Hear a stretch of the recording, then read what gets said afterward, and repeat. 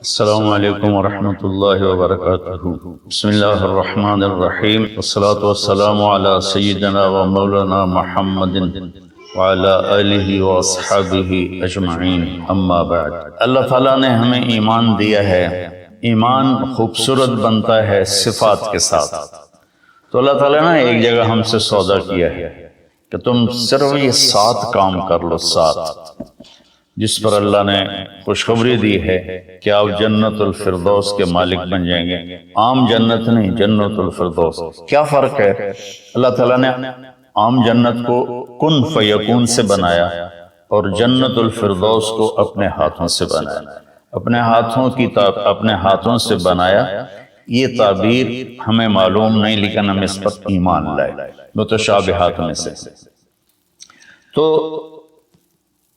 پھر اس میں جو سب سے بڑی دولت ہے وہ یہ ہے، جنت والے جمعہ اللہ کا دیدار کریں گے، ہم کلام ہوں گے، اس کی محفل میں بیٹھیں گے۔ لیکن جنت الفردوس والے صبح بھی اللہ کا دیدار کریں گے، شام بھی اللہ کا دیدار کریں گے۔ اللہ اکبر۔ تو جس دن اللہ اپنا دیدار عام کرائے گا تو اللہ تعالیٰ پوچھے گا راضی ہو؟ کہیں گے یا اللہ بہت راضی۔ تو پھر کہیں گے یا اللہ ہم تیری عبادت کا حق نہیں ادا کر سکے، آج تجھے دیکھ کے پتہ چلا ہے کہ آپ کیا ہستی ہیں، ہمیں اجازت دے ہم آپ کو ایک سجدہ کریں جیسے دنیا میں بغیر دیکھے کیا تھا۔ تو اللہ فرمائیں گے قد وضعت عنکم مؤونۃ السجود، میں نے سجدے معاف کر دیے، جو دنیا میں تم نے کر لیا وہی تمہارے لیے کافی ہے۔ اب تم میرے مہمان ہو، میں تمہارا میزبان ہوں۔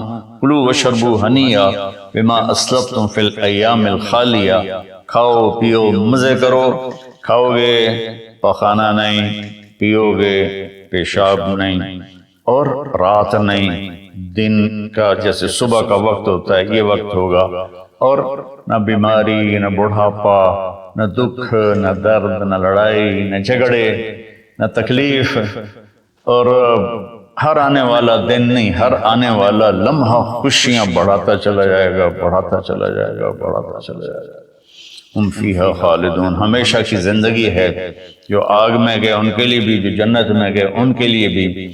تو اللہ تعالیٰ نے جنت الفردوس کے لیے صرف 7 باتیں ہم سے مانگی ہیں۔ اگر تم 7 کام کر لو تو میں تمہارے لیے جنت الفردوس کا سائن کرتا ہوں۔ وہ کیا ہے؟ سورہ مومنون شروع ہو رہی ہے، بسم اللہ الرحمن الرحیم۔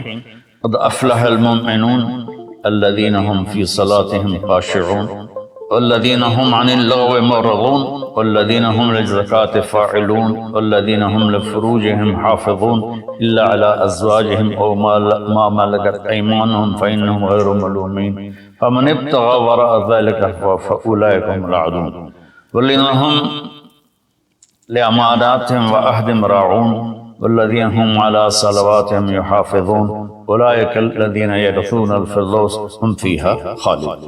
اللہ تعالیٰ نے کہا کہ میری طرف سے خوشخبری دے دو کہ جو لوگ اپنی نمازوں کو توجہ سے پڑھیں گے، اس میں آپ دیکھیں ہم کا لفظ آتا ہے۔ قد افلح المؤمنون الذین هم فی صلاتهم خاشعون والذین هم للزکاة فاعلون والذین هم عن اللغو معرضون والذین هم لفروجهم حافظون، تو والذین هم لأماناتهم وعهدهم راعون، اور اولئک الذین یرثون الفردوس هم فیہا خالدون۔ ہم تو اس میں اللہ تعالیٰ کہہ رہا ہے کہ جنت الفردوس میں جانے والا وہ ہے جس میں یہ صفات ہوں گی، بس یہی لوگ جائیں گے، دوسرے نہیں جا سکتے۔ جنت تو سارے مومنین کے لیے ہے، لیکن اگر جنت الفردوس جانا ہے، وی آئی پی کلاس میں جانا ہے، فرسٹ کلاس میں جانا ہے، اور وی آئی پی لانج میں بیٹھنا ہے، تو جو قیامت سے پہلے اور ہماری موت سے لے کر اٹھنے کا جو وقت ہے یہ لاؤنج ہے، اس میں اب لاؤنج میں بیٹھے ہوئے ہیں۔ تو فرسٹ کلاس لاؤنج اور ہوتا ہے، اور بزنس اور ہوتا ہے، اکانومی اور ہوتا ہے۔ تو اللہ تعالیٰ فرما رہے ہیں کہ اگر تم بہت اعلیٰ زندگی لینا چاہتے ہو تو یہ چند باتیں ہیں. کیا ہیں؟ قد افلح المؤمنون الذین هم فی صلاتهم خاشعون. فلاح پا گئے، کامیاب ہو گئے کون؟ جو نماز توجہ سے پڑھتے ہیں، نماز شوق سے پڑھتے ہیں اور نماز دھیان سے پڑھتے ہیں. یہ ایک بات ہو. اور کوئی لمبا کام تو نہیں بتایا، 5 نمازیں بتائیں، اس کے سوا اور کسی نماز کا مطالبہ نہیں کیا. ترغیب دی ہے، اشراق پڑھو، تہجد پڑھو، اوابین پڑھو، نوافل پڑھو، سنتیں پڑھو، لیکن مطالبہ صرف 17 رکعات کا ہے. 2 فرض صبح، 4 فرض ظہر، 4 فرض عصر، 3 فرض مغرب اور 4 فرض عشاء. یہ مل کے 17 رکعات بنتی ہیں، جس کے ادا کرنے پر آپ کامیاب ہیں اور نہ ادا کرنے پر پکڑ ہے. باقی سارے نوافل تہجد چھوڑ دے، اس پر حساب کوئی نہیں. تو پہلی صفت ہے جنہوں نے اپنی نمازوں کو دھیان سے پڑھا.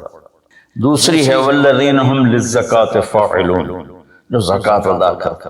اللہ کو سخی سے پیار ہے، بخیل سے اللہ تعالیٰ کبھی پیار نہیں کرتا، چاہے وہ الٹا لٹک کے عبادت کرے، ایک ٹانگ پہ کھڑے ہو کے عبادت کرے. اللہ پاک کو سخی سے پیار ہے.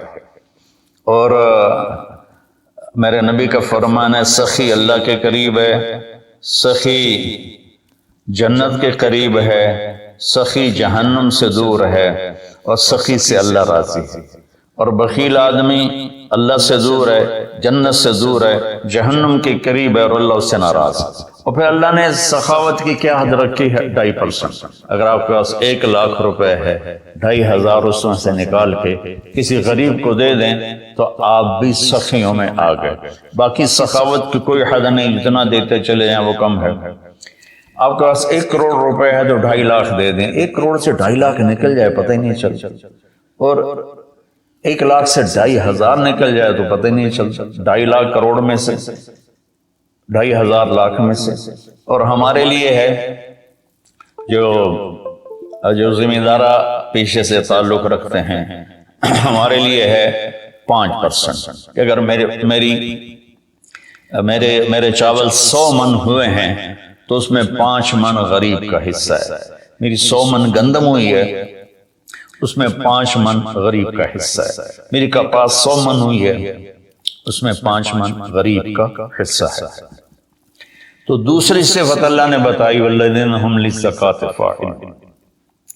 تیسری بتائی والذین هم عن اللغو معرضون، جو اپنا وقت ضائع نہیں کرتے فضول باتوں میں، فضول چیزوں میں، اور اپنے ٹائم کی قدر جانتے ہیں، اپنے ٹائم کو قیمتی بناتے ہیں. ہمارا الٹا چل گیا ہے حساب. راتوں کو سب جاگتے ہیں، دن میں سوتے ہیں، رات کی نیند کو صبح کی نیند پورا نہیں کر سکتے. اور اللہ تعالیٰ نے برکت صبح کے وقت میں رکھی. اتنے یورپی ملک ہیں وہ سب 9-10 بجے سو جاتے ہیں اور 5 بجے اٹھے ہوتے ہیں.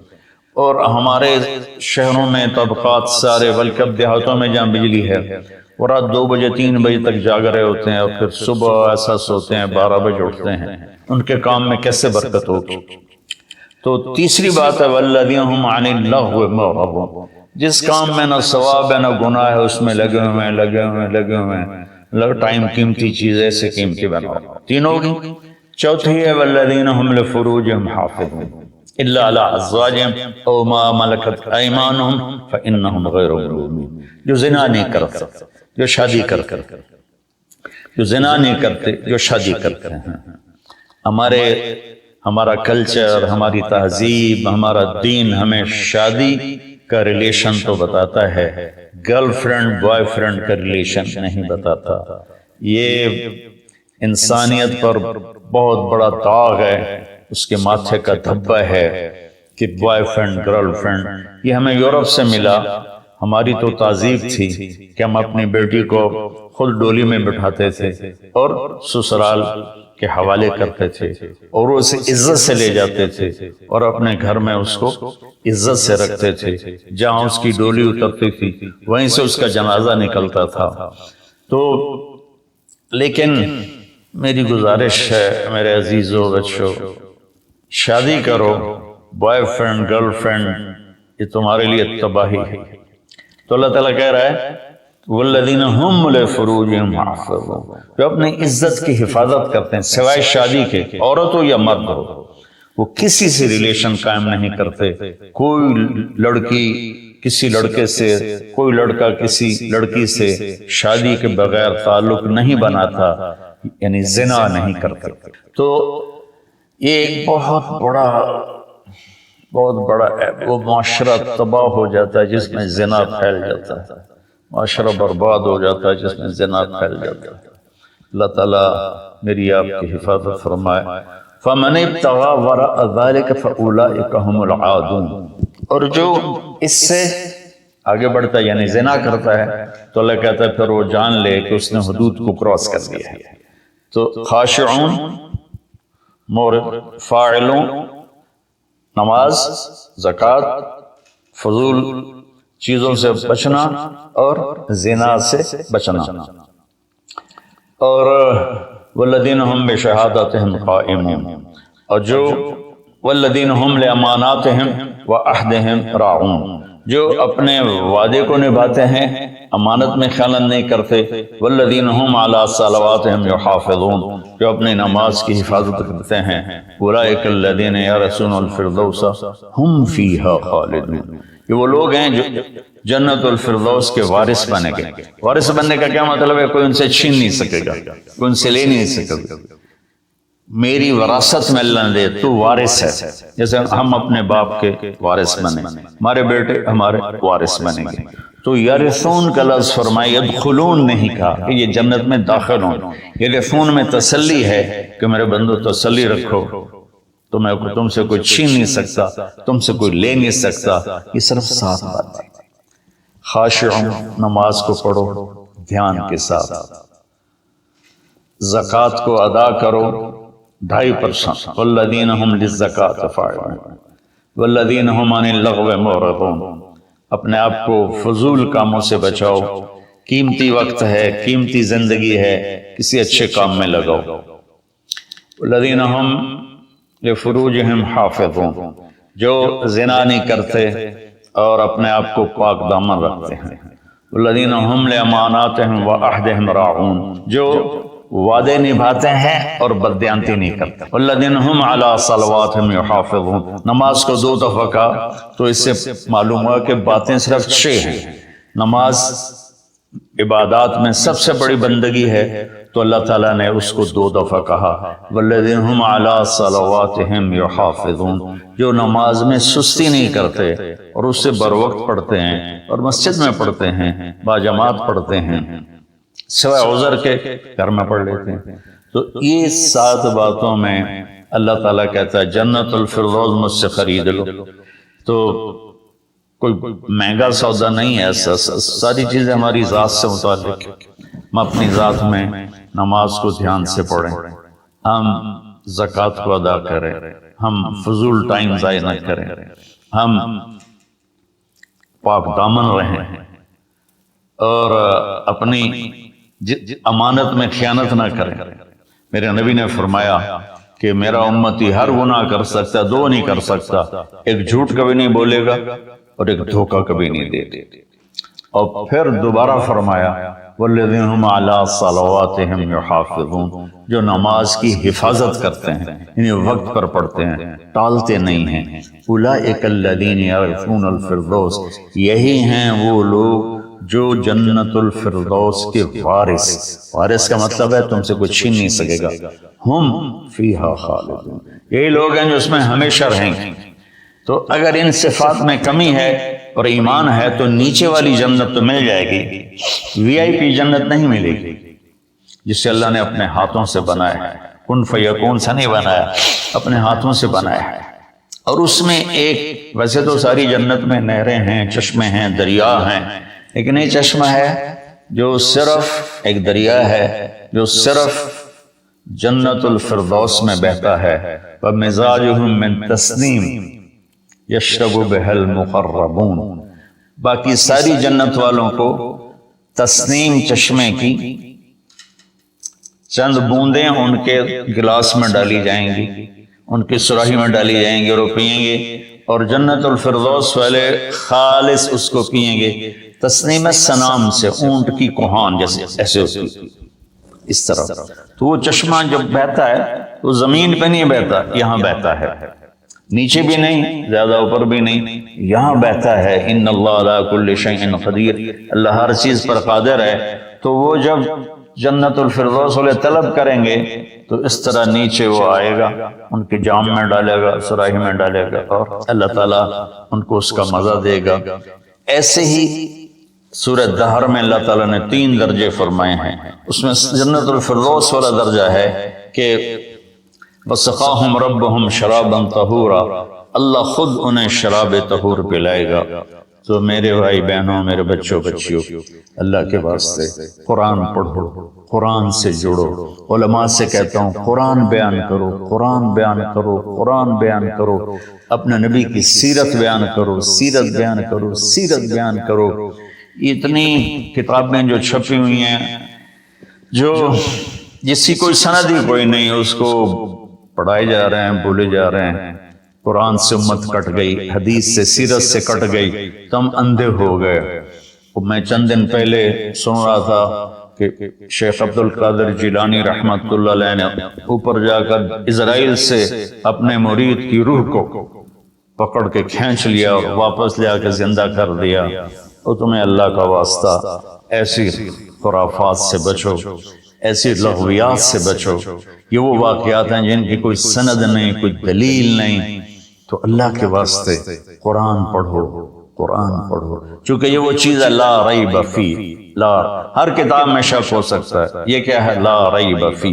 یہ دعویٰ صرف قرآن کا ہے کہ میری کتاب میں کوئی شک نہیں ہے. اس کو تم پڑھو گے تو تمہاری دنیا بھی آخرت سنورے گی. اللہ تعالیٰ مجھے آپ کو قرآن سے جوڑے، سیرت پاک سے جوڑے، حدیث سے جوڑے.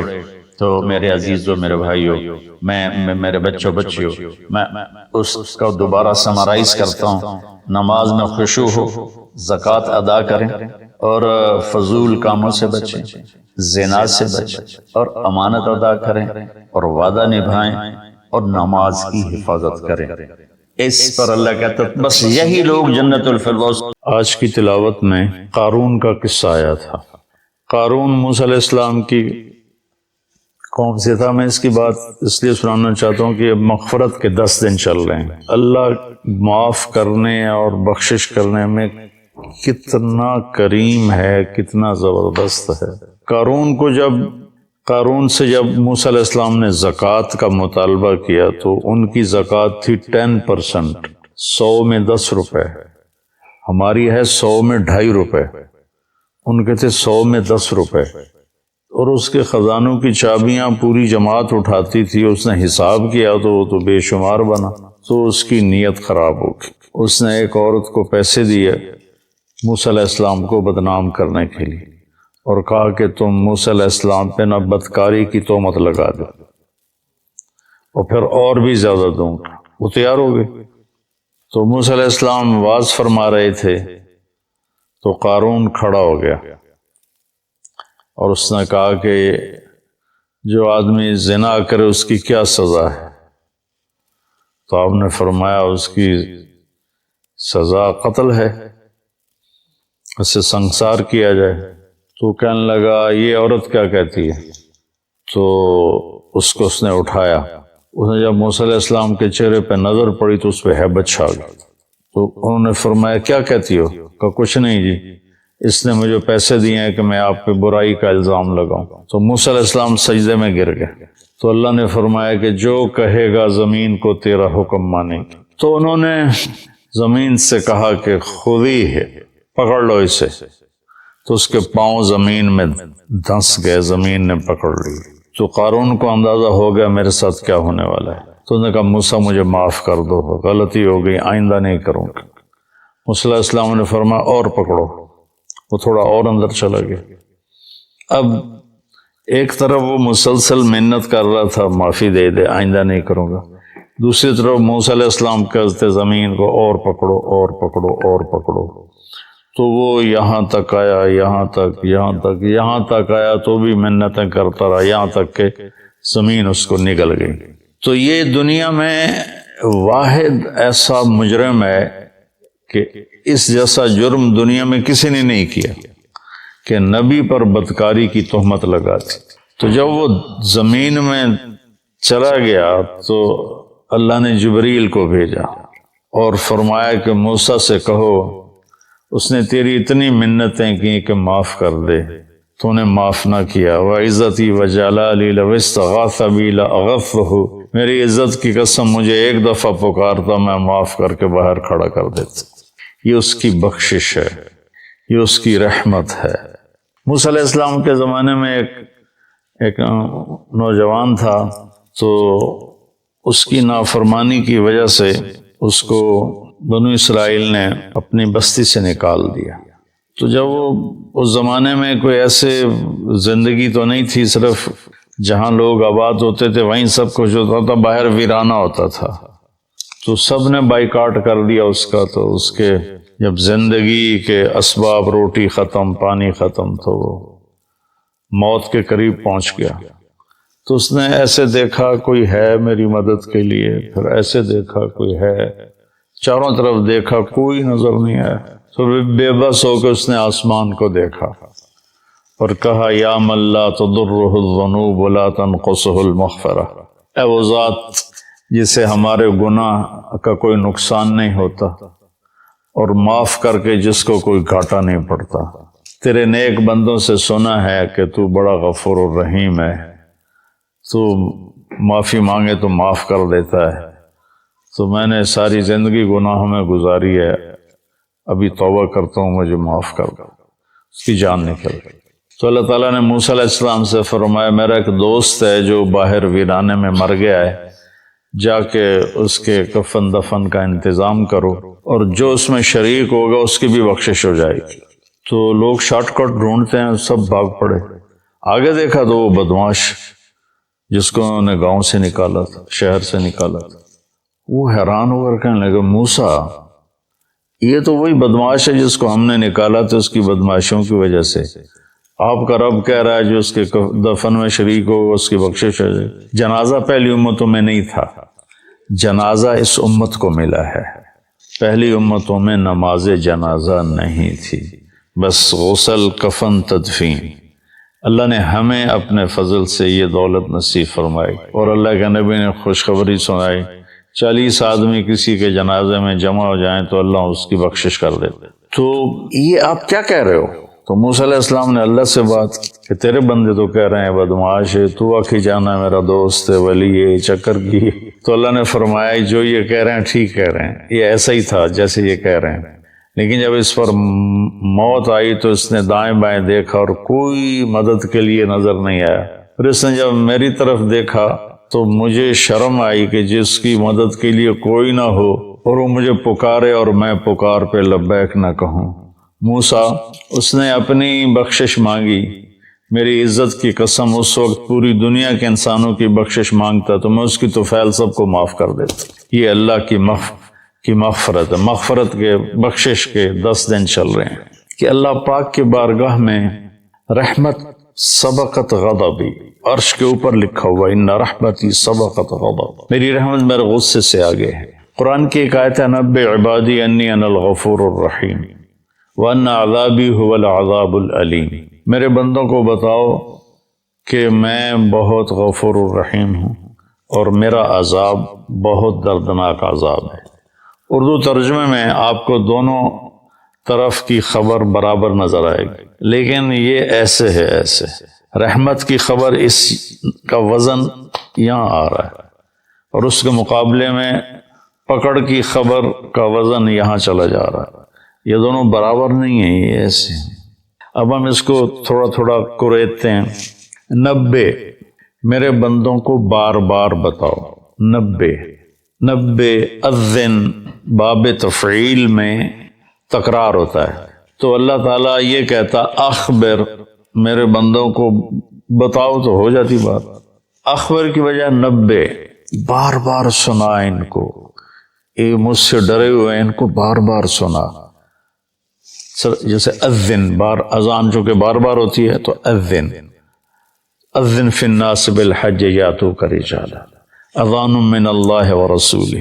تو اس پیٹرن پر جو لفظ آتا ہے اس کے اندر تکرار کا مطلب داخل ہوتا ہے.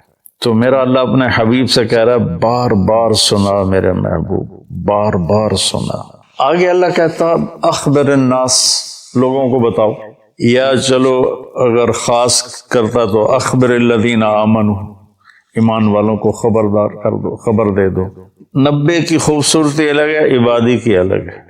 اللہ نے پوری دنیا کے مشرق مسلم سب کو کہا میرے بندے ہیں، اور کہا میرے بندے ہیں، میرے میں کتنی محبت، میرا لال، میرا بچہ، میرا بیٹا. تو پوری دنیا کے مسلم نان مسلم کو اللہ تعالیٰ ایڈریس کر رہا ہے کہ میرے حبیب آپ کی ذمہ داری ہے کہ بار بار بتلاؤ. انسانوں کو نہیں فرمایا، مسلمانوں کو نہیں فرمایا، میرے بندے یہ سب میرے ہی ہیں. توبہ کر لیں میں ان کا، ان تابوا فانا حبیبہم، توبہ کر لیں تو میں ان کا بہترین دوست ہوں. تو ایک 90 پھر عبادی کہ یہ میرے بندے ہیں. میرے بندے کا کیا مطلب ہے کہ حساب میں نے لینا ہے، تم نے نہیں. تو تم میرے بندوں کو ذلیل نہ کرو، کسی کو حقیر نہ جانو، کوئی اچھا ہے یا برا ہے، کوئی ماننے والا ہے یا نہ ماننے والا ہے، یہاں تک کہ کوئی اللہ کا منکر ہے. تو اللہ تعالیٰ کہتا ہے تمہیں اجازت نہیں دے رہا کہ تم ان کو کسی طرح بھی ذلیل کرو یا حقیر جانو. یہ فیصلہ میں نے کرنا ہے، تمہارے اس ہاتھ میں یہ فیصلہ نہیں ہے. تو عبادی میں کتنی خوبصورت بات اللہ نے کہی کہ میرے بندے، میرے بندے. ماں کے لہجے میں کہتے ہیں نا صدقے، میں تو والی نہیں پہ آمدہ. تو میرے بندے ایک 90، ایک میرے بندے. پھر انی، میں بذات خود، انا یقیناً میں ہی کیا ہوں، غفور ہوں، رحیم ہوں. انی بات بغیر کسی شک کے ہے، انی انا کی تاکید، پھر یا متکلم کہ میں بذات خود بہت معاف کرنے والا، بہت رحم کرنے والا. غفور بھی مبالغے کا صیغہ ہے اور رحیم بھی مبالغے کا صیغہ ہے. اب اللہ نے بتانا تھا کہ میرا عذاب بڑا سخت ہے، تو یہاں 90 نہیں لائے، 90 تو لائے اس کے ساتھ انی انا الغفور الرحیم. اسی کا عطف بنایا وَأَنَّ عَذَابِي، وہاں ہے انی، یہاں ہے عذابی، وہاں ہے انا، یہاں ہے ہوا. ایک غائب ہے، ایک حاضر ہے. فرق ہوتا ہے کہ نہیں؟ ابھی آپ میری بات براہ راست سن رہے ہو تو آپ پر ایک اور تاثر ہے. آپ جا کر میری بات آگے کسی کو نقل کرو گے تو سارا تاثر اس میں سے نکل جائے گا، صرف خبر منتقل ہوگی، تاثر منتقل نہیں ہوگا، چونکہ دیکھنے سے ایک اثر پیدا ہوتا ہے. تو جب اللہ نے اپنی رحمت کو بتایا تو اپنے آپ کو سامنے کھڑا کر دیا کہ یہ میں تمہارا رب ہوں، تمہارے سامنے ہوں، میں بہت مہربان ہوں، رحم کرنے والا ہوں، معاف کرنے والا ہوں. سبحان اللہ، کیا خوبصورت اللہ تعالیٰ. اس لیے میں علماء سے کہتا ہوں اللہ کی رحمت کو زیادہ بتاؤ. اپنے لہجوں میں کڑواہٹ پیدا نہ کرو، اپنے لہجوں میں شدت پیدا نہ کرو، اپنے آنے والے مجمع کو ڈانٹ ڈپٹ کے انداز میں مت بات کرو، محبت کے انداز میں، نرمی کے انداز میں بات کرو. تو ایک چوکھٹ میں اللہ تعالیٰ کہہ رہا ہے میں بذات خود بہت مہربان ہوں. اب ہم آگے چلتے ہیں وَأَنَّ عَذَابِي، وہاں بھی انا یقیناً کوئی شخص سے بالا تر نہیں کہ میرا عذاب. مضاف الیہ ایک دوسرے سے جدا چیز ہوتے ہیں. میری کتاب، کتاب اور ہے، میں اور ہوں. میری ٹوپی، میں اور ہوں، ٹوپی اور ہے. اور انی تو بذات خود ہے. اور عذابی، عذاب اور الگ چیز ہے، اللہ الگ چیز ہے. عذاب الگ چیز ہے، اللہ الگ چیز ہے. ان عذابی ہوا، پھر اس عذاب کو بھی دور کر دیا. او جڑا کھا خیالے تے بیٹھو ہے، وہ بہت دردناک عذاب ہے. هو العذاب العلیم، یہاں دو صفتیں نہیں لائے، الغفور الرحیم، یہاں ایک لائے ہیں العلیم، اور وہ بھی عذاب کی صفت ہے، اپنی نہیں بنائی. تو اللہ تعالیٰ معاف کرنے کے عنوان کو قرآن میں زیادہ طاقت سے بولتا ہے. اور پکڑنا بھی ہے اس نے. آخر شمر اور حسین کا فیصلہ نہیں کرنا اس نے, تو پکڑ بھی ہے اس کی. فرعون اور موسیٰ کے درمیان فیصلہ نہیں کرنا اس نے, تو پکڑ بھی ہے.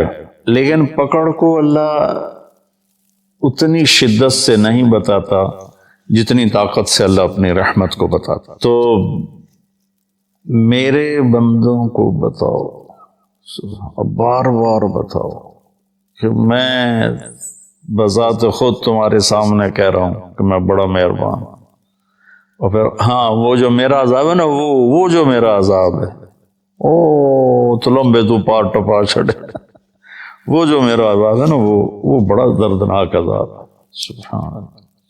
سوچو, خوشخبریاں سناؤ, اللہ کی رحمت سے لوگوں کو قریب کرو. ایک ٹی وی کے ایکٹر تھے بڑے پرانے, تو وہ مجھے ملنے آئے. کہنے لگے میں آپ سے اس لیے ملنے آیا ہوں کہ آپ اللہ سے ڈراتے نہیں, آپ اللہ سے ملاتے ہیں. کہ میں مولویوں سے نہیں ملتا ہوں, لیکن آپ سے ملنے آیا ہوں کہ آپ اللہ سے ڈراتے نہیں ہو, آپ اللہ سے ملاتے ہو, آپ اللہ کی طرف بلاتے ہو. کتنے راستے میں لوگ ملتے ہیں, جہاز میں راستے. پھر یہ آپ کے بیان سن کے بخشش کی امید لگ گئی, ورنہ ہم تو سوچ رہے تھے کہ ساڑھی بخشش کوئی نہیں. بخشش کی امید لگ گئی, جنت کی آس لگ گئی. تو مغفرت کا اللہ تعالیٰ کو اتنا پسند ہے کہ اللہ کے نبی کا فرمان ہے, اگر تم سارے نیک بن جاؤ, گناہ کرنے چھوڑ دو, تو اللہ تم سب کو موت دے کے جنت میں ڈال دے گا. اور ایک ایسی قوم پیدا کرے گا جو گناہ کر کے روئیں گے اور معافی مانگیں گے, پھر اللہ خوش ہو کے انہیں معاف کرے گا. معاف کرنا اللہ کو ایسا پسند ہے. اللہ کی طرف سے جو اپنے بندوں کے لیے رحیم, ارحموا من فی الارض یرحمکم من فی السماء, تم زمین والوں پہ رحم کھاؤ, اللہ تم پہ رحم کھائے. دوسرا آیا سورہ وہ کیا ہے عنکبوت میں, حسب الناس ان یترکوا ان یقولوا آمنا وہم لا یفتنون, کہ کلمہ پڑھنے کے بعد تم آزمائے نہ جاؤ, یہ خیال دل سے نکال دو. وَلَقَدْ فَتَنَّ الَّذِينَ مِن قَبْلِكُمْ فَلَيَعْلَمَنَّ اللَّهُ الَّذِينَ صَدَقُوا وَلَيَعْلَمَنَّ الْكَاذِبِينَ. تو اللہ تعالیٰ یہاں پوری آیت کا خلاصہ یہ کہ اللہ فرما رہے ہیں کہ جب تم مجھے مانو گے نا کہ ہاں ہم مان گئے تو ایک اکیلا ہے, تیرا کوئی شریک نہیں, اور محمد صلی اللہ علیہ وسلم تیرے رسول ہیں, تو پھر میں تمہیں آزماؤں گا. اس کے لیے جو لفظ استعمال کیا نا وہ ہے فتنہ, یفتنون. فتن کہتے ہیں سونا پگھلانا. فتان عربی میں سنار کو کہتے ہیں, گولڈ سمتھ جس کو ہم انگریزی میں کہتے ہیں, سنار کو عربی میں فتان کہتے ہیں, سونا کو پگھلانے والا. بعض چیزوں کی میل کچیل دور ہو جاتی ہے پانی سے, پیٹرول سے صاف ہو جاتا ہے. بعض چیزیں ایسی ہوتی ہیں جن کے میل اندر گھسی ہوتی ہے, وہاں پانی نہیں پہنچتا, پیٹرول نہیں پہنچتا, اس کو پھر پگھلانا پڑتا ہے. جو دھاتوں کے اندر میل ہے وہ پانی سے نہیں دھلتی. لوہے میں اندر زنگ پھنسا ہوا ہے, سونے میں کھوٹ. میں نے ایک دفعہ پورا پروسیس دیکھا تھا سنار کے پاس بیٹھ کر کہ اس نے سونے کی ٹکی کو پگھلایا, پھر اس میں سے کھوٹ کو الگ کیا, خالص کو الگ کیا. یہ سارا میری آنکھوں دیکھا ہے. تو جو دھات ہوتی ہے وہ پانی سے نہیں صاف ہوتی, اس کو آگ میں ڈالنا پڑتا ہے. وہ اس کے اندر مساموں میں آگ جاتی ہے, وہ پگھل کر کھوٹ کو الگ کر دیتی ہے, وہ آگ اور خالص کو الگ کر دیتی ہے. تو انسان دو چیزوں سے بنا ہے, ایک جسم سے, ایک روح سے. تو جسم پر جو آنے والے حالات ہیں ان کی مثال پانی سے دھل جاتے ہیں, وہ ظاہری اسباب سے دور ہو جاتے ہیں. لیکن جو روح پہ حالات آتے ہیں اللہ کی طرف سے ناگواری کے, یہ وہ ہے جو سونے کو پگھلا کے اندر سے کھوٹ نکالنا. جب تک اس کے اوپر اللہ کی طرف سے آزمائش نہیں آتی, اللہ ہم سب کی حفاظت فرمائے, اس وقت تک وہ خالص نہیں بنتا. جب تک وہ اس بوجھ کو برداشت نہیں کرتا اللہ کی رضا کا. وَإِذَّاغَتِ الْأَبْصَارُ وَبَلَغَتِ الْقُلُوبُ الْحَنَاجِرَ وَتَظُنُّونَ بِاللَّهِ الظُّنُونَ هُنَالِكَ ابْتُلِيَ الْمُؤْمِنُونَ وَزُلْزِلُوا زِلْزَالًا شَدِيدًا. جب تمہاری آنکھیں پھٹ گئیں اور کلیجے اچھل کے منہ کو آ کے، صحابہ کو اللہ کہہ رہا ہے جنگ خندق میں کہ تم اتنی مشقت میں آئے کہ آنکھیں پھٹ گئیں اور تم کہنے لگے اللہ ہے بھی صحیح. متی نصر اللہ الا ان نصر اللہ قریب. تو یہ دنیا آئیڈیل ہوم نہیں ہے. لوگ اسے آئیڈیل ہوم بنانے کے چکر میں بڑے بڑے محل بناتے ہیں، بڑی بڑے آرام کی شکلیں بناتے ہیں، اپنے آپ کو تسکین دینے کے لیے کروڑوں اربوں ڈالر کی کشتیاں بنواتے ہیں، اس میں بیٹھ کے وہ سمندر کی سیر کو نکلتے ہیں. لیکن 100 بار چمن مہکا 100 بار بہار آئی، دنیا کی وہی رونق، دل کی وہی تنہائی. اندر وہ خالی ہوتا ہے، وہاں کچھ ضرب لگانے کی ضرورت. وہ جب آدمی اللہ کی اطاعت میں اپنے آپ کو جما کے چلتا ہے اور اس کے روح پر حالات آتے ہیں تو وہ پھر ایسے نکھر کے صاف ستھرا ہو کے، کیونکہ جنت صاف ستھرے لوگوں کی جگہ. اس لیے جو ایمان والے کبیرہ گناہ کرتے مر گئے ان کو جہنم میں ڈال کے پگھلایا جائے گا، کھوٹ ان کا نکالا جائے گا. کھوٹ نکال کے پھر جب وہ خالص ہو جائیں گے پھر جنت میں ڈال دیا جائے گا. میرا رب کہتا ہے قربان جاؤں، ذرا غور کرو. آپ کہتے ہیں جی ہم تو گناہگار لوگ ہیں، ہماری تو سنتا نہیں، اور میں قربان جاؤں، میرا اللہ کہتا ہے امن یجیب المضطر اذا دعاہ ویکشف السوء. اللہ نے ایمان کی شرط بھی نہیں لگائی دعا کی قبولیت کے لیے، ایمان کی بھی. کہتا ہے انہوں نہیں پتا کہ دنیا میں ہمیشہ حق والے تھوڑے ہوں گے اور کفر والے زیادہ ہوں گے، ان کی کون سنے گا؟ تو وہ کہتا ہے بے شک تم نے میرا کلمہ نہیں پڑھا، مجھ پہ ایمان میں نہیں لایا. ایک شرط ہے مومن کے لیے بھی کافر کے لیے، بچیوں کے لیے بھی، ان بچوں کے لیے بھی، ان مستورات کے لیے بھی، ان مردوں کے لیے بھی، اور پوری دنیا کے لیے. امن یجیب المضطر اذا دعاہ ویکشف السوء. کون ہے جو بے قرار کی سنتا ہے اور قبول کرتا ہے؟ یعنی اللہ نے ایک مطالبہ کیا کہ 2 آنسو بہا دے، 2 آنسو بہا دے، پھر دیکھ میں تیری پکار پہ کیسے آتا. 2 آنسو بہا دے. اور پھر ایسا نہیں کہ یہ کوئی جادوگری ہے کہ ادھر تم مسلح پہ 2 آنسو بہاؤ گے اور پھر مسلح اٹھا کے دیکھو گے ڈالر پہن کے نہیں پہ، مانگنا پڑے گا، مسلسل مانگنا پڑے. یہ ڈاکٹری کا سفر، آپ MBBS کر کے ڈاکٹر نہیں بنتے، آپ MBBS کرنے کے بعد ڈاکٹر بننے کی بیس بنتی ہے. ڈاکٹر نہیں ہے، ڈاکٹر بننے کی بیس بنتی ہے. علم تو اس کے بعد شروع ہوتا ہے. تو آپ اس کے لیے 17 سال 18 سال لگا. تو اللہ کو 18 دن تو مناؤ، اس کے ساتھ ضد تو کرو.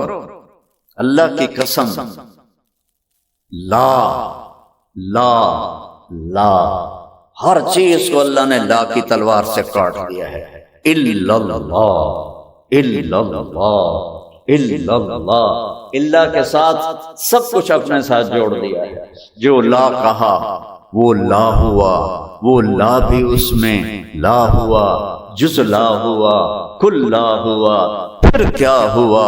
اللہ ہوا. کبھی آپ اللہ کو بولتے ہو یا پڑھتے ہو یا سوچتے ہو یا تمہاری کتابیں ہوتی ہیں یا پھر موبائل ہوتا ہے؟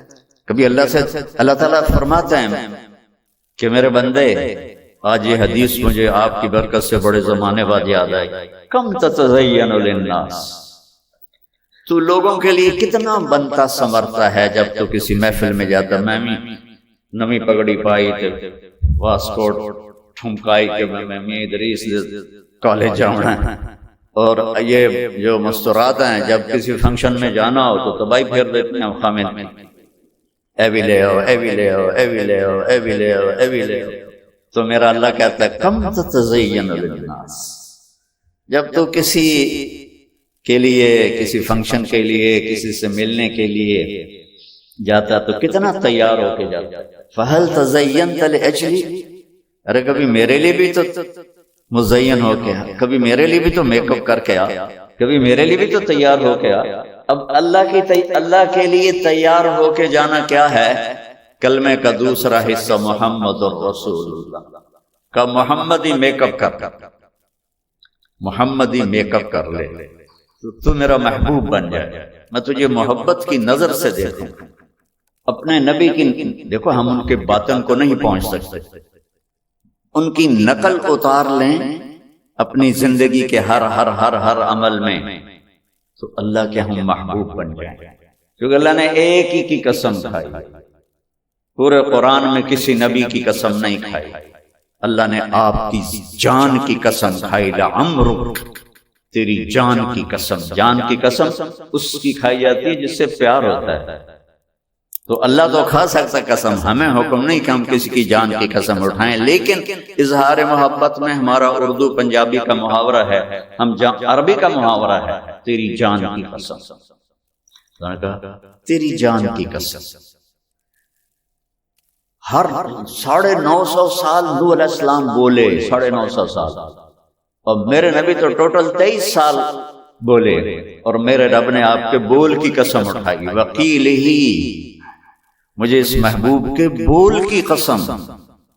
کمال ہے، کیا حد ہے، کسی نبی کے رسول ہونے کی قسم نہیں اٹھائی، اور اپنے محبوب کو یاسین والقرآن الحکیم انک لمن المرسلین، مجھے قسم ہے قرآن حکیم کی، آپ میرے رسول ہیں۔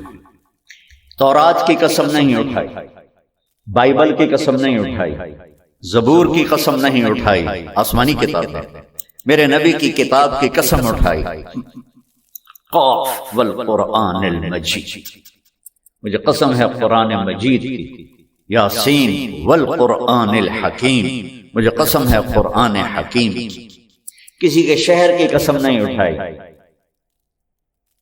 مختلف شہروں میں مختلف نبی آئے، لیکن اللہ تعالیٰ نے آپ کے شہر کی قسم اٹھائی، لا اقسم بهذا البلد وانت حل بهذا البلد، میں قسم اٹھاتا ہوں میرے محبوب اس شہر کی جس میں آپ موجود۔ اچھا، یہ تو عام ترجمہ ہے جو لکھا ہوا ہے تفسیروں، لیکن عربیت میں بہت وسعت ہے۔ لا اقسم،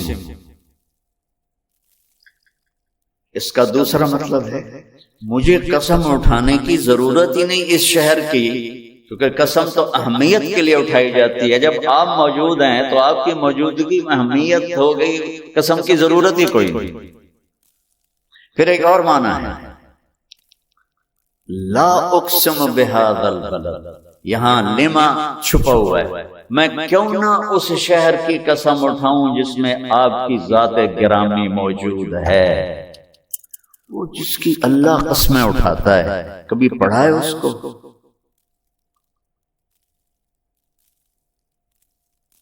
کبھی اب تو کتنی آسان ہے، ایک بٹن پہ ساری سیرت سامنے آ جاتی ہے کہ آپ اپنی زندگی کیسے گزارے، آپ کا معیار، آپ ایک معیار ہیں، آپ ایک معیار ہیں، جو اس معیار پہ آئے گا وہی آگے جائے گا، باقی سب چھانٹی کر دیے جائیں گے۔